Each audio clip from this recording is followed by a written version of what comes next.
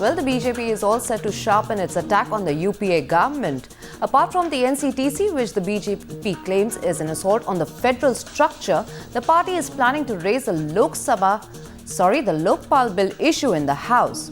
Sources tell Times Now that Arun Jaitley will lead the charge and is likely to try and corner the government on UPA's winter session debacle too.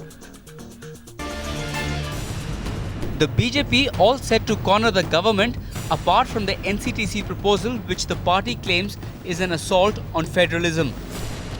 Encroachment on the rights of the states, virtually snatching the rights of the states without consulting them. The BJP is also determined not to let the debacle of the winter session be forgotten. अगर कोई सरकार संसद में vote करवाने से दूर भागती है, तो उस सरकार को इस देश में राज करने का एक मिनट के लिए भी अधिकार नहीं। Sources have told your channel that it's going to be the leader of opposition in the Rajya Sabha, Arun Jaitley, who will lead the BJP's charge. Sources indicating that the BJP could demand that the Prime Minister himself reply on the midnight ruckus that saw the upper house unceremoniously adjourned over the Lokpal bill. The BJP has said, let's continue with the discussion. Let it conclude, because after all, the parliament is a forum to debate and discuss and debate and clinch an issue, and that we have promised to the country. The entire opposition, the entire ruling party had given a commitment to Mr. Anna Hazare.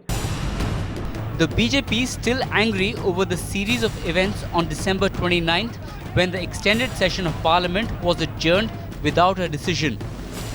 The BJP sharpening its knives, streamlining its attack, determined this time around to ensure the government is forced to take a stand on the Lokpal bill. Bureau Report, Times Now.